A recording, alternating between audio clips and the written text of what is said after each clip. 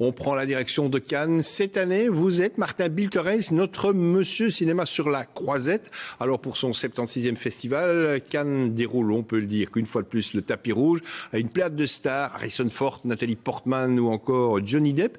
Et ce soir, Martin, 2 femmes sont à l'honneur. Oui, bonsoir François, effectivement.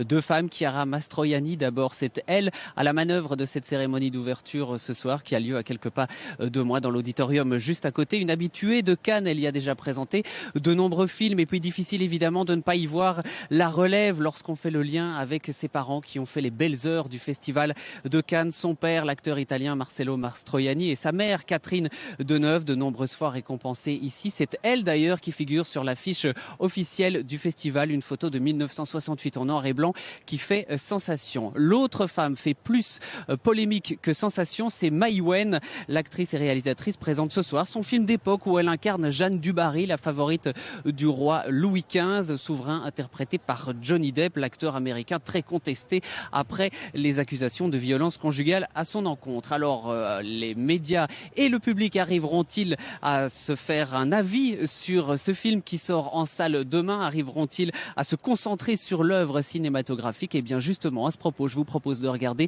l'avis critique de Hugues Daillé avec une interview de Cathy Immelen.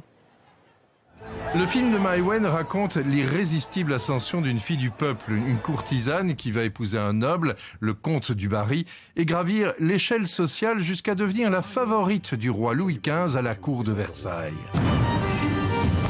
La comtesse Jeanne du Barry.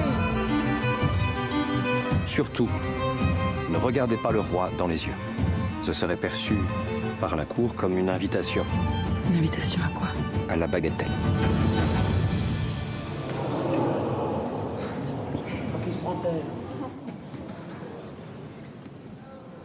Les raisons pour lesquelles j'avais immensément envie de jouer le rôle, c'était les mêmes raisons pour lesquelles j'avais envie de faire le film, c'est-à-dire une résonance avec mon tempérament, mes paradoxes, ma vie, et puis aussi une immense envie de défendre cette femme. Et j'avais aussi envie de la montrer dans tous ses paradoxes, de ne pas en faire une sainte. Père, nous sommes devenus la risée de Versailles à cause de vos égarements.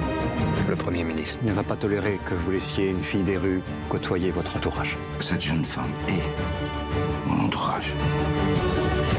Il n'y avait pas d'acteur français qui, selon moi, incarnait la royauté telle que je l'imaginais. J'avais vraiment besoin de vibrer. Et Johnny Depp est arrivé en premier. Et quand je l'ai rencontré, c'était vraiment une évidence. Il était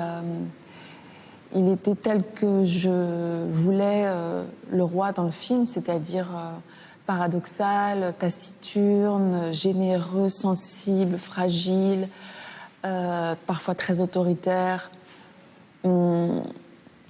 C'est vraiment une boule à facettes. Le roi a d'autres maîtresses. Elle est en train de découvrir le côté sombre du roi. Piégé par son nombrilisme, Mai Wen vampirise le film jusqu'à l'overdose. Les autres personnages en sont réduits à faire de la figuration.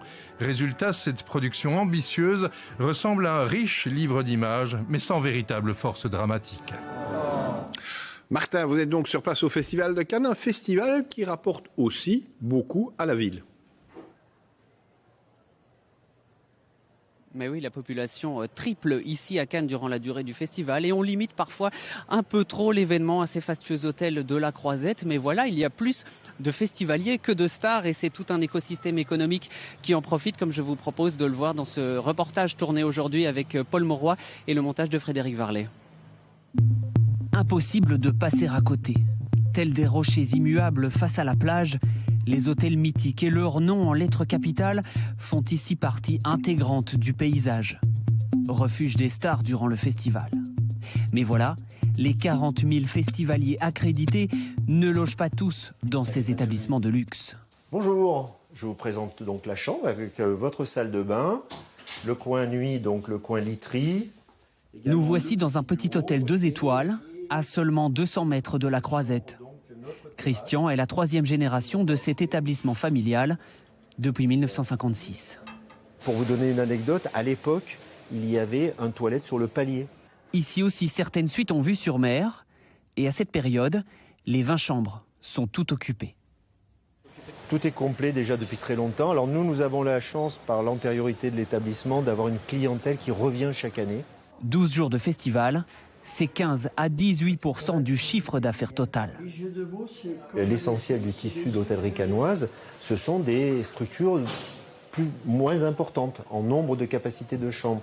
Et donc 80% à peu près du parc est composé d'hôtels 2, 3, 4 étoiles. À cette période, la population de Cannes passe de 70 000 habitants à 200 000 personnes.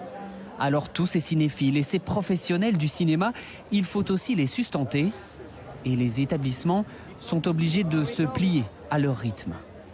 Nos horaires changent, puisque les dernières projections, alors j'ai pas encore bien vu le planning, mais en règle générale, c'est dernière projection, sortie minuit et demi, 1h, donc ouverture jusqu'à 2h30 du matin. Conséquence, cette brasserie passe de 5 employés à 10. Preuve que devenir la capitale mondiale du cinéma, durant près de 2 semaines, rapporte beaucoup d'argent. On arrive effectivement à 200 millions d'euros de retombées économiques pour la ville de Cannes.